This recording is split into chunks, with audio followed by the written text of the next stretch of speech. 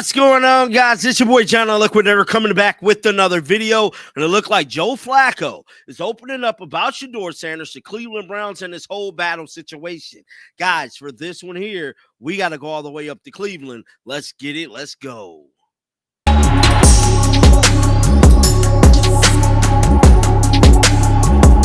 SHEDEUR Sanders is currently getting ready to battle it out for the starting quarterback position. Just yesterday, we had Jimmy Haslam kind of making some unwarranted comments about SHEDEUR Sanders, pretty much saying that he ain't want him. Now, how would you feel if you was a damn quarterback drafted by a team and the owner stated he didn't want you? Bruh, I said it once, and I'll say it again. SHEDEUR need to get the hell out of Cleveland, bro. It's looking real spooky. But with all that being said, man, I'm done talking. Let's get ready and check out what Joe Flacco had to say this morning on this podcast here. Presented by Ballybet, official sports betting partner of your Cleveland Browns. I am merely Bo. He is the great Z, and to my right, the great Joe Flacco. Good to see you, buddy. Yeah, good to see you guys. How's practice this morning? Everything? How's it going? We're in the dog days of it, and good Lord, has the heat been there? Yeah, the heat has been there. It's funny. I mean, it's not like we're out there that long, so it's tough to you have to label something as the dog days. So you kind of label this week full pads. It has been hot. It's funny, you don't have to do much before you're kind of dripping in sweat, and the towels are all soaked. So it's good to kind of see some of the guys get pushed through this a little bit. All right. You did an interview with CBS, kind of at home, a feature. Yeah. What do you have to do? You've won a Super Bowl. You've been a Super Bowl MVP. You're playing for 18 years when the average career in this league is under 3 years, and your kids are not impressed at all with your resume. What do you have to do? I'm sitting here being like, I got no chance. Yeah. I think they told you. I think they said I have to win another Super Bowl. Man, you know how kids can be, man. It's a freaking trip with those guys. They didn't get to see the majority of my football career, Sure. So I think it's just their way of showing how excited they are to kind of, I feel like, be a part of it a little bit. Honestly, I tell people, like, they definitely have more fun poking fun at me, but like, when good things happen, they don't necessarily say it, but you can just see it on their faces, so they're never going to give you anything.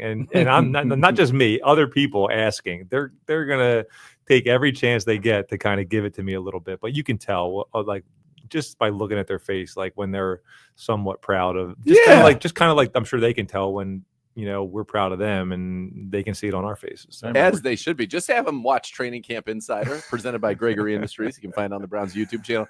Bernie Kosar, who is a legend in his own right, effusive in his praise for you every day. He's like, I'm not on his PR staff. Trust me. So just tell them to watch that, and they can hear from somebody else. Yeah, Bernie's been unbelievable, man. I talked to him out there a little bit today, and I was like, dude, it means so much. Like, thank you so much. He's been great. Your bootleg rollout. He's like, he just flicks it with his wrist. It's so effortless. I could never do that. He's like, what's going on?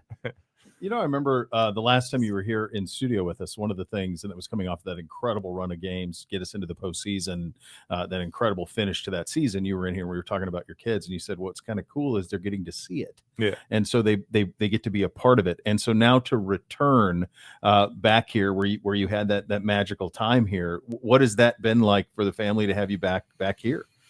I think I think they're excited about it. I mean, like I said, they're never going to tell you, but like my older boys are like, you should play till you're 50, So like when they say those kind of things, like they're obviously excited about the chance to. Quarterback position is one that everyone's talking about. You have the injury to Kenny earlier this week, and hopefully he gets back soon. But we talked to Kevin several times, and one of the things he talked about was the plan that he was going to have for you guys. And there's never enough reps, just never enough reps. And you've talked about that publicly as well. But how is that part going from your perspective? You've been through a lot of these of these early camps.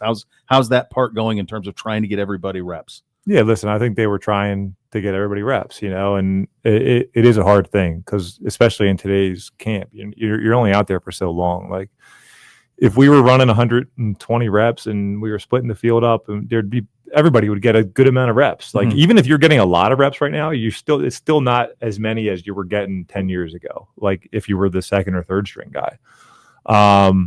So there's always going to be a limited number. and it's funny, like, you know, you want Kenny to get back out there.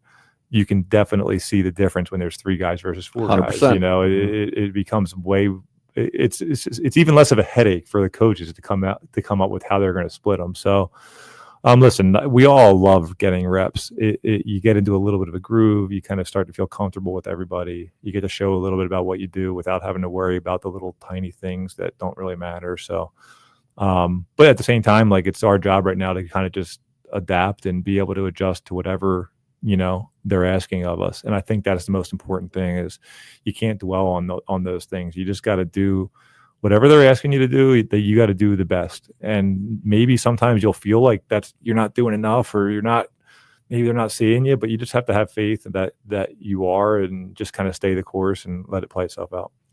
Is it hard? Because imagine it would be human nature. Be like, okay, I've got, you know, today I'm going to have 9, we'll call it, or 12. Yeah. I want to throw the ball down the field and show them the things I can do, but maybe that's not what's dictated on this play based on the coverage, all that. Yeah, that's kind of what I'm talking about. I think there is some difficulty with that for sure, but I can tell you the best thing to do is just play each play as it is. You're going to get opportunities to throw the ball down the field, and if you don't, you don't. Like, that's not what practice is about. It's about showing. Listen, especially for me, like, there's certain things that I think we know that I can do and stuff like that. Like, I don't need to throw the ball down the field every play. Like, okay, it's about you can do it documented. You know, so like, if a couple guys get to throw the ball downfield a couple times in practice and I don't, I can't feel bad about that. Like, I got to feel good that I did what I did, or I got to feel bad that I did what I was supposed to do, or I got to feel bad that I didn't do what I was supposed to do. You know, so I want to walk off that practice field feeling good about the decisions that I made. Right. And if that means that I had to check the ball down on every single rep, well, I honestly would feel good about it, because that's what I felt like that's what I was supposed to do. So. I just like when they keep starting off for you with like some kind of a dagger, and you can read the post or the dig, just where you go in middle of the field, boom, and then it's just looks so pretty. It's so easy. There's certain things about those plays where I do kind of think about it. I'm like, okay, you get a chance to throw the ball down the field now, but remember, you do have a running back. If they just drop back, just hit the running back. If you get a little pressure, hit the running back. So. And there has been some pressure. This D-line has been pretty impressive. They're good. Yeah, you guys got Carolina next week on the joint practices, and then preseason play, and away we go. You've been through a lot of these. Are you hitting the benchmarks that you need, despite not being enough reps, just physically the benchmarks you need to know your body for, just if it is you, that you'll. So that was Joe Flacco pretty much speaking about this whole quarterback rep situation, man. I want to know you guys' thoughts down in the comment section right now. Keep them bells on, because as more news come out, I'll be sure to let you guys know. I'm not just going to show you guys a bunch of practice clips that you've seen already. With all that being said, let's get back to business. And like always, man, until next time, shake the haters off. I'm out of here, dog. Peace out.